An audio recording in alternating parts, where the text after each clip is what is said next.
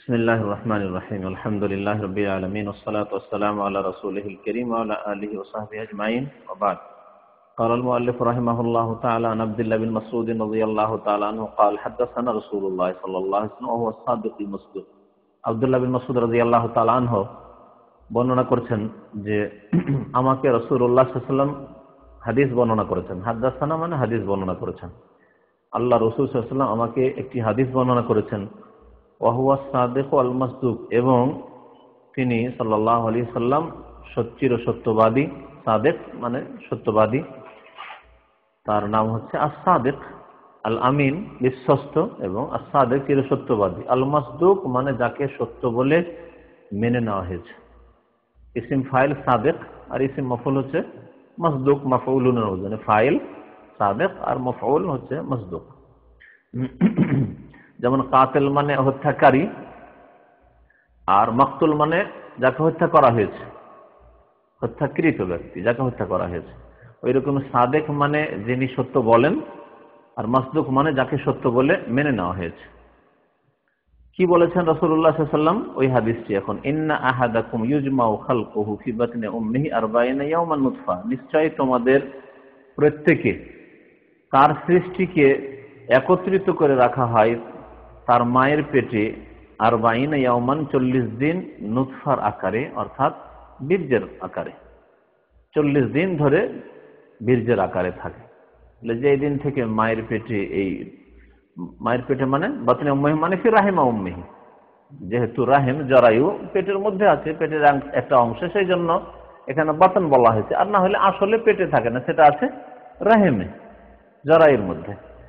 তো মায়ের জরায়ুতে 40 দিন সেটি বীর্যের আকারে থাকে। সুম্মা ইয়াকুনু আলাকাতান মিসলা যালিক, তারপরে সেটি জমাট বাঁধা রক্তে পরিণত হয়ে থাকে এই রকমই, মানে 40 দিন ধরে।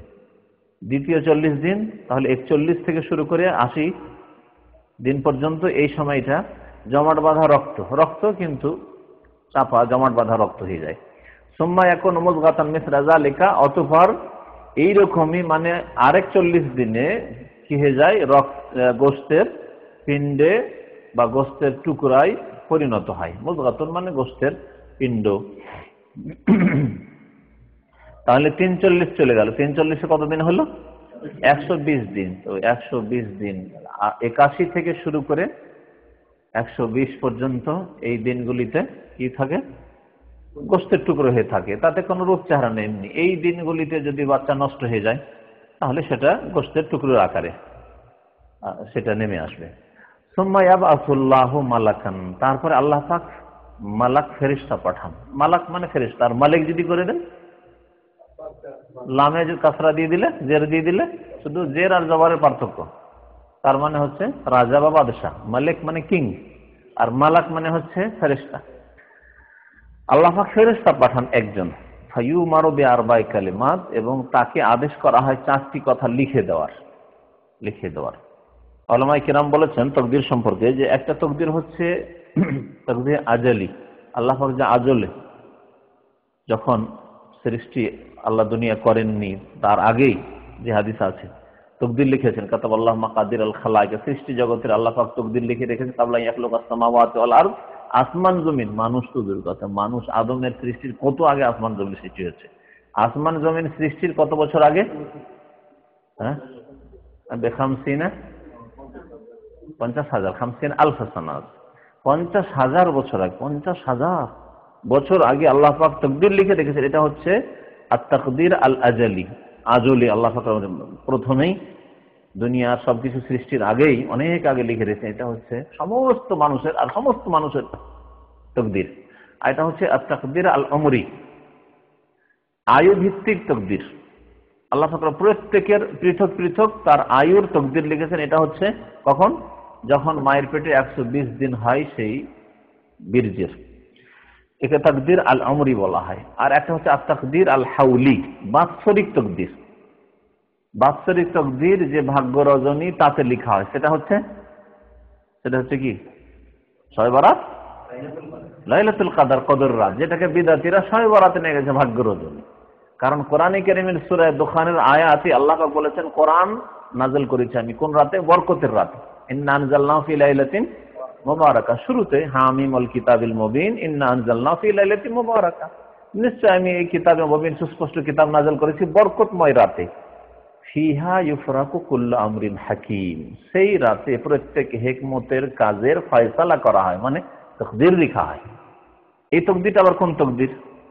এটাকে বলা হচ্ছে আত-তাকদীর আল হাউলি। হাউল মানে বছর, বাৎসরিক তাকদীর। প্রত্যেক বছর এটা নির্ধারিত করা আল্লাহর পক্ষ থেকে। প্রত্যেক বছর কি করা হয়? এক বছরের দায়িত্ব ফেরেশতাকে দেওয়া হয়।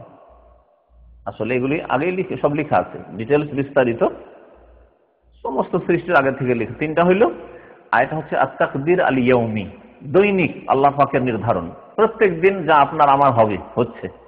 এর প্রমাণ কোরআনে কারীমের আয়াত সূরা রহমানের কুল্লু ইয়াউমিন হুয়া ফি শান, ইসআলু মান ফিস সামাওয়াতি ওয়াল আরদি কুল্লু ইয়াউমিন হুয়া ফি শান। আল্লাহ তাআলা প্রত্যেক দিন নিজ কাজে লেগে আছেন, নিজের কাজে লেগে আছেন। এইভাবে আহলে ইলম উলামায়ে কিরামগণ তাকদীরকে ভাগ করে, যাতে করে আপনার দ্বন্দ্ব না থাকে যে তাকদীর তো আসমান জমিন সৃষ্টির 50,000 বছর আগে লেখা হয়েছে, আবার মায়ের পেটে লেখা হয়, কেমন কথা হইল? আবার বছরে একবার ভাগ্য রজনী, এটা কেমন হইল? তো এইভাবে যখন বুঝে নেবেন এই 4টি ভাগ তাকদীরের, তখন বিষয়টি সহজ হয়ে উঠবে। লেখা জিনিস দেখেন বাৎসরিক, আমরা দুনিয়ার একটা উদাহরণ দিলে আরো স্পষ্ট হবে। আমরা অন্যরা কি কাজ করে তা অন্যদের কাছে থাকে, আমাদের নিজের কাজ দিয়ে বোঝে। আমরা একটা বাৎসরিক আগামী বছর যা করব তার একটা পরিকল্পনা বা প্রস্তাব দিই যে এই কাজগুলি আমরা আগামী বছর করব। এটাকে বলা হচ্ছে তাকরীর আস-সানবী, বাৎসরিক রিপোর্ট। রিপোর্ট তো পরে হয়, কাজ করার পরে না, আমাদের প্রস্তাব। একটা হচ্ছে রিপোর্ট পরে দেওয়া, আর একটা হচ্ছে আগামী, যে আগামী বছর এই বছরে কি করব। 1432 হিজরি আসছে, তখন কি করব, মুহররম থেকে শুরু করে জিলহজ পর্যন্ত, এটা দিলাম। ওইটা দেওয়ার পরে আবার মাসিক একটা থাকে, যেটা এখন আপাতত আমাদের এখানে মাসিক, আর মাসও আছে, প্রত্যেক দিন দিয়ে করে একটা মাসিক একটা আছে, সাপ্তাহিক একটা আছে। আবার অমুসলিমদের ইসলামের ক্ষেত্রে যারা গায়র মুসলিমের দাওয়াতের কাজ করছে, এদের দৈনিক আছে। দৈনিক যেটা হইল, তাহলে দেখেন না বাৎসরিক একটা রিপোর্ট দিয়ে দিচ্ছে বা একটা প্রস্তাব দিয়ে দিচ্ছে, আবার সাপ্তাহিক কি আর মাসিক কি আর দৈনিক কি না আছে। এরকম যে কোনো কোম্পানিতেও কাজের ক্ষেত্রে এরকম আছে। আল্লাহ পাক রব্বুল আলামিনের তাকদীরগুলি সম্পর্কে এইভাবে বুঝলে সহজ হবে। আল্লাহ পাক সবকিছু জানেন, সমস্ত কিছু সৃষ্টির আগে লিখে রেখেছেন। আবার ফেরেশতাকে হুকুম করেন যে এই যে বান্দার আছে এই জিনিসগুলি যাও লেখো।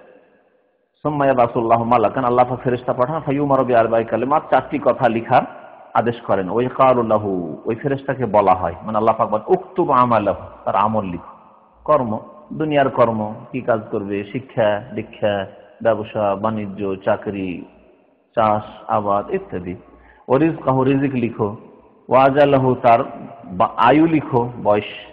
ওয়াশাকিউন আও সাঈদুন, আমলের মধ্যে দিনী আমল, দুনিয়ার আমল শুধু নয়, দিনী আমল, সে কেমন আরো সৎকর্মশীল হবে, অসৎ হবে, এই আমলগুলি কি কি কর্মগুলি করবে। এটা হচ্ছে কর্ম লেখা, আর একটা শেষ পরিণাম লেখা। কারণ এই শেষখানে কি বলেছেন, ওয়াশাকিউন আও সাঈদুন, সেই লোক হতভাগা হবে। শাকিউন মানে যাকে বদবখত বলা হয়, বদনসিব, হতভাগা হবে। আও সাঈদুন, অথবা ভাগ্যবান হবে। এটা হচ্ছে রেজাল্ট। শেষ খোলাসায় কি হবে, শেষ পরিণামেও কি হবে, ভাগ্যবান না দুর্ভাগ্য। আর আমালাহু, অর্থাৎ সারা জীবনের আমল। অনেক সময় দেখা যায় আমল খারাপ, 10 বছর খুব আমল খারাপ, আবার 10 বছর খুব ভালো। প্রথম দিকে খুব আমল ভালো ছিল, তারপরে খারাপ হয়ে গেল মধ্যখানে, আবার তারপরে ভালো হয়ে গেল। বিভিন্ন মানুষের বিভিন্ন রকম আমল, কিন্তু প্রত্যেকের নিজের নিজের যদি জীবনী বয়ান করেন তা আলাদা আলাদা হবে, ঠিক না?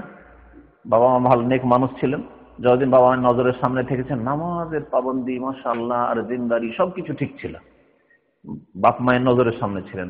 তারপরে বাপ মায়ের নজর থেকে যখন কলেজ ইউনিভার্সিটিতে হোস্টেলে চলে গেছেন, ওখানে গিয়ে বাপ মা তো দেখতে পায় না, টেলিফোন করে খোঁজ খবর নেই, বাবা কেমন আছে, নামাজ পড়ছো তো? হ্যাঁ করছে। আসলে কি ছিল, নামাজ পড়ে না, বেনামাজি। আলেমদের ছেলে অনেক সময় ভালো ধার্মিক ঘরের ছেলে খারাপ হয়ে যাচ্ছে, কি স্কুল লাইফে, কলেজ ইউনিভার্সিটি দিকে খারাপ হয়ে যাচ্ছে। ছোটকালে ভালো ছিল, তারপরে হয়তো আবার ফিরে এসে ভালো হইলো, আর না হইলে হইলো না। এর উল্টো প্রথম জীবন যৌবনকাল খুব খারাপ ছিল, শেষ জামানায় খুব ভালো হয়ে গেল। তাহলে এগুলো হচ্ছে আমালাহু, কোন সময়, কোন দিনে, কোন কালে, কোন বয়সে কেমন আমল থাকবে, ধর্মীয় আমল এবং দুনিয়ার কাজকর্ম, কোন দেশে থাকবেন, কোন দেশে বাস করবেন, কোন দেশে মরবেন ইত্যাদি। আজাল মৌত, মত সম্পর্কে স্থান, সময়, কাল, অবস্থা, কিভাবে মরবেন, সাধারণ মত হবে, বিছানায় হবে না কোনখানে গিয়ে মত হবে, সব কিছু আজালের মধ্যে শামিল আছে। রিজকের ক্ষেত্রে রিজিক আপনার ভাগ্যে, রিজিক হচ্ছে এক হচ্ছে পানাহারের বস্তু রিজিক, রিজিকের মধ্যে রয়েছে ছেলে মেয়ে, সন্তান সন্ততি, রিজিকের মধ্যে রয়েছে মান সম্মান, নেতৃত্ব, আপনার কাজকর্মের কোন ক্ষেত্র হবে এবং কেমন ধরনের কাজকর্ম হবে, এগুলো সবগুলো রিজিক। মানে শুধু খাওয়া দাওয়া নাই, ছেলে মেয়ে কারো হবে না, কারো হবে, কারো ছেলে মেয়ে দুই রকম হবে, কারো শুধু মেয়ে হবে, এই সবগুলো রিজিকের মধ্যে শামিল। তাহলে এসব লিখা হয়।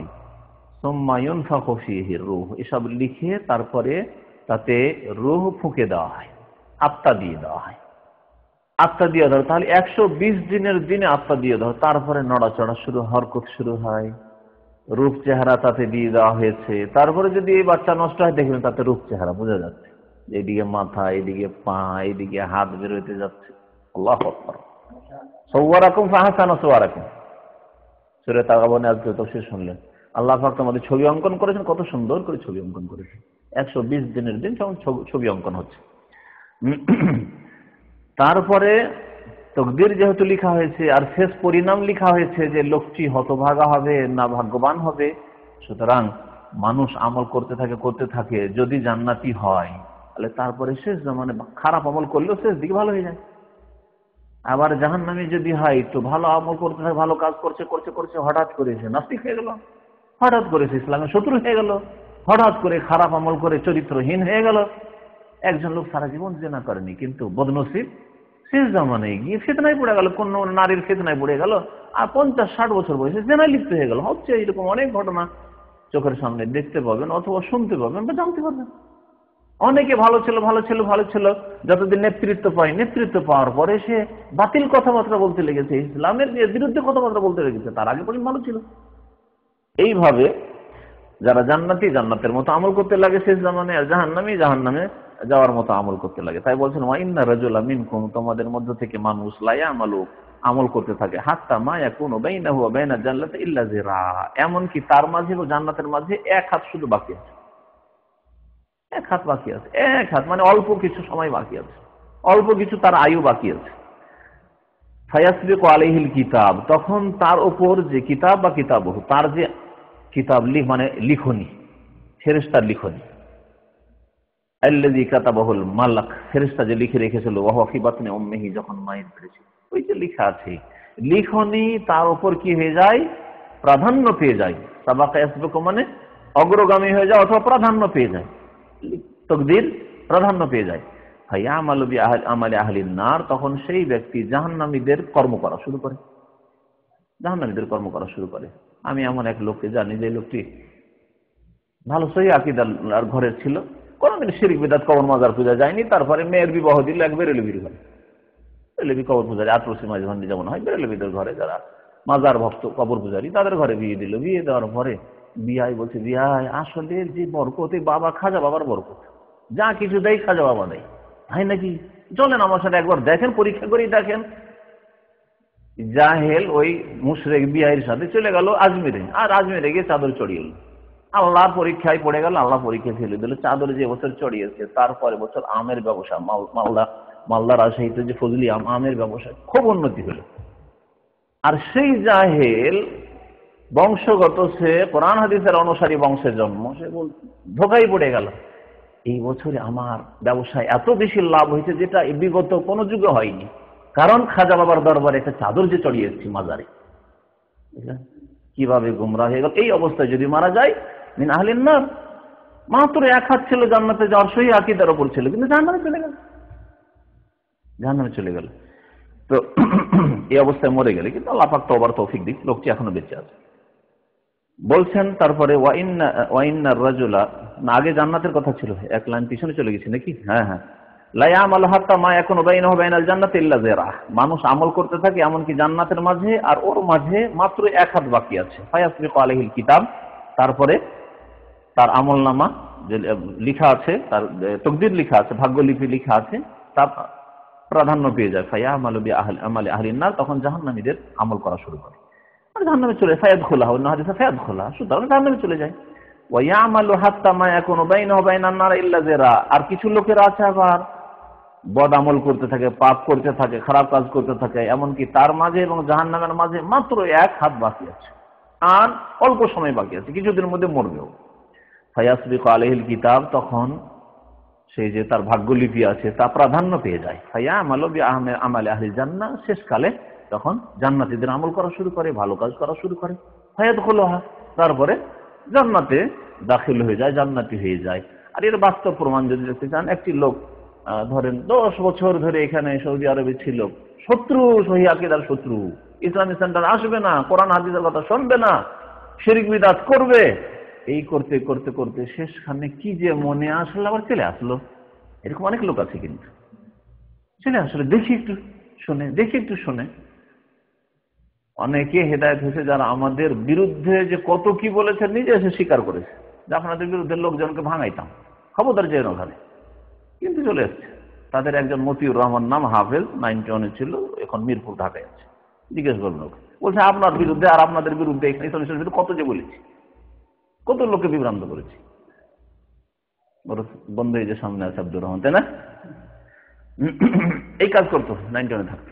তারপরে দীর্ঘ, আমি তাকে চিনতাম আরো 5-7 বছর আগে থেকে চিনতাম না, শেষে মাত্র 2 বছর সুযোগ পেয়েছে না 3 বছর এখানে ইসলাম সেন্টারে এসেছে, আলহামদুলিল্লাহ সহিহ আকীদা হওয়ার পরে এখন ঢাকাতে গিয়ে দাওয়াতের কাজ করছে, সহিহ আকীদার দাওয়াতের কাজ করছে, তাওহীদ সুন্নাতের প্রচার প্রসার করছে।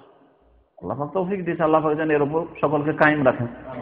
তো এইভাবে দেখা যায় যে একটা লোক শত্রুতা করতে করতে শেষখানে তার তাকদীর প্রাধান্য পেয়ে গেল, দেখি শুনেই দেখি কি বলে, শুনেই দেখি কি বলে। আর শোনার পরে আল্লাহ পাক তার অন্তরে নামিয়ে দিল কথা। আমি একজন উর্দু ভাষী ইন্ডিয়ান, ব্যাঙ্গালোরের লোক, ব্যাঙ্গালোর পাশে ম্যাঙ্গালোর বলে একটি শহর আছে, মুসলিম শহর, আল কাসিমের ছিল ছেলেটি, একেবারে বেরেলভি, কবরে বহু সেজদা করেছে, বহুবার সেজদা করেছে, নিজে স্বীকার করেছে। ওকে ক্যাসেট দিতাম, নিজে বলছে যে আপনি যে ক্যাসেট দিতেন সেই ক্যাসেট আমি গান ঢুকাইতাম, এই যে ওয়াহাবিদের বক্তব্য শুনবো গান ঢুকাই, ওর চাইতে গান ভালো, এই ধারণা ছিল তার। গান ঢুকাইতো এই করতে করতে, আর সকালবেলা মাঝে মাঝে ইসলামিক সেন্টারে আসতো। আর আল কাসিম ইসলামিক সেন্টারে আমি 2 বছর ছিলাম, ওখানে খেজুর গাওয়া আর চা রাখা থাকতো, 3টে জিনিস, খেজুর গাওয়া, চা রাখা থাকতো। যে সকালবেলা টেলারি করতাম, ক্লান্ত হয়ে যেতাম, যে ফ্রি চা আছে আর খেজুর হাতে গাওয়া, একটু খেয়ে আসি, ওই আসতাম একটু খেয়ে। ওর মধ্যে কিতাব দিতাম, বলছি কিতাব ফেলে রাখতাম, কোনোদিন পড়িনি। ক্যাসেট দিতাম, ক্যাসেটে গান ঢুকাইতাম। 2-3 বছর পরে হঠাৎ করে একদিন পরিবর্তন এসে আমাকে বলছে যে না, আমি এখন হক বুঝতে পেরেছি, আপনার হকের উপর হেদায়েতের কথা বলার পরে কান্না শুরু করে দিল, কাঁদতে শুরু করলো। আল্লাহ পাক যেন আমাদের সকলকে হেদায়েতের পথে রাখেন। তো এইভাবে যারা ভাগ্যবান, এইভাবে পরিবর্তন হয়ে যাবে। বেনামাজিরা ওইরকমই নামাজি হয়ে যাবে, মুশরিক ওইরকম তাওহীদের অনুসারী হয়ে যাবে, বিদআতি সুন্নাতের অনুসারী হয়ে যাবে। যারা পাপে ডুবেছিল সৎ হয়ে যাবে। আর যাদের ভাগ্য খারাপ, থাকতে থাকতে থাকতে ইসলামের কথা ছিল, শিখতে শিখতে শেষখানে খারাপ কাজ করে মারা গেল। এইরকম কিছু লোক হতভাগে আছে, বদনসিব আছে, আল্লাহ পাক রব্বুল তাদেরকে হিদায়াত দান করেন। ইমাম বুখারী রাহমাতুল্লাহ হাদিস থেকে নিয়েছেন বাবু যিকরিল মালায়েকা, ফেরেশতাদের আলোচনা করতে গিয়ে। আল্লাহ পাকের সৃষ্টির মধ্যে ফেরেশতা জগৎ রয়েছে, এই মালায়েকার কথা উল্লেখ করতে গিয়ে। সুতরাং মালায়েকা, ফেরেশতাকে বিশ্বাস করতে হবে। যে ব্যক্তি ফেরেশতা বিশ্বাস করবে না, সে ঈমানের একটি যে স্তম্ভ রয়েছে সেটাকে অস্বীকার করলো, সুতরাং সে মুসলিম থাকবে না। না দেখে গায়েবকে বিশ্বাস করার একটি হচ্ছে ফেরেশতা বিশ্বাস করা, মালায়েকা বিশ্বাস করা। আল্লাযীনা ইউমিনুনা বিল গায়ব, না দেখে যারা বিশ্বাস করবে, না দেখে যেসব কথা বিশ্বাস করতে হবে, যেসব বিষয় বিশ্বাস করবে, তার একটি হচ্ছে ফেরেশতাগণকে বিশ্বাস করা। এটা প্রমাণ করার জন্য এই হাদিস নিয়েছেন ইমাম বুখারী রাহমাতুল্লাহ। ইয়াবআসুল্লাহু মালাকান, আল্লাহ পাক ফেরেশতা পাঠান। তাহলে প্রত্যেক ব্যক্তির যে দুনিয়াতে জন্ম হয় তার পূর্বে তার সাথে একজন ফেরেশতা নিযুক্ত করে দাও, এই ফেরেশতা। আয়েশা রাদিয়াল্লাহু তাআলা আনহা থেকে বর্ণিত, জাওজিন নবী সাল্লাল্লাহু আলাইহি ওয়াসাল্লাম, নবী সাল্লাল্লাহু আলাইহি ওয়াসাল্লামের জাওজায়ে মুহতারামা, সহধর্মিণী, উম্মুল মুমিনিন, মুমিনদের মাতা, আন্নাহা সামিয়াত রাসূলুল্লাহ সাল্লাল্লাহু আলাইহি ওয়াসাল্লাম, তিনি আল্লাহ রাসূল সাল্লাল্লাহু আলাইহি ওয়াসাল্লামকে বলতে শুনেছেন, ইন্নাল মালায়েকাতা তানজিলু ফিল আনানি, নিশ্চয় ফেরেশতাগণ মেঘমালায় নেমে আসেন, অবতরণ করেন। তার আল্লাহর ফেরেশতাগণ আকাশে থাকেন, আকাশ থেকে যে মেঘমালা আকাশ এবং জমিনের মাঝখানে রয়েছে এইসব এলাকাতে নেমে আসে। সুবহানাল্লাহ, এই হাদিসটি যখন প্লেনে উড়ি আর প্লেনগুলি মেঘমালাকে ছেদ করে যেন উপর দিকে যাচ্ছে, মেঘের উপরে চলে গেছি, তখন এই হাদিসটা খুব মনে আসে। আল্লাহু আকবার, আর কেমন লাগে মেঘের দৃশ্যগুলি দেখে। নবী সাল্লাল্লাহু আলাইহি ওয়াসাল্লাম এই হাদিসগুলি যখন চিন্তা করবে যে ফেরেশতারা এখানে নেমে আসে। আনান কাকে বলে? ওয়াস সাহাব, মেঘকে, মেঘমালাকে বাদল একে বলা হয় সাহাব বা আনান বলা হয়। ফাতাজকুরুল আমরা কুদিয়া ফিস সামাই, তারপরে তারা ওই সব বিষয়গুলি আলোচনা করেন আপোষে ফেরেশতারা, যেগুলির ফয়সালা আল্লাহ পাক করেন, সিদ্ধান্ত নেন আসমানে।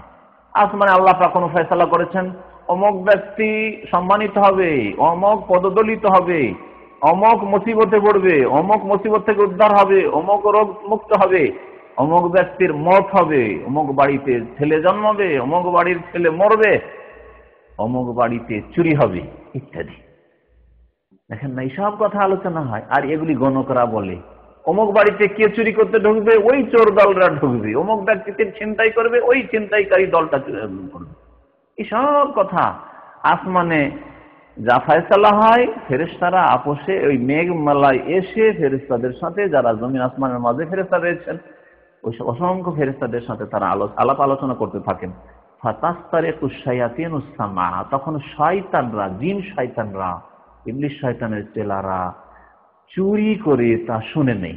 ইস্তারাকাস সামআ মানে কান লাগিয়ে চুরি করে শোনা, শুনতে দিতে চায় না কিন্তু চেষ্টা করে চুরি করে শোনার চেষ্টা করা, একে বলা হয় ইস্তেরাকুস সাম। ফাতাস্তারিকুশ শায়াতিনুস সামা, শয়তানরা চুরি করে শোনার চেষ্টা করে।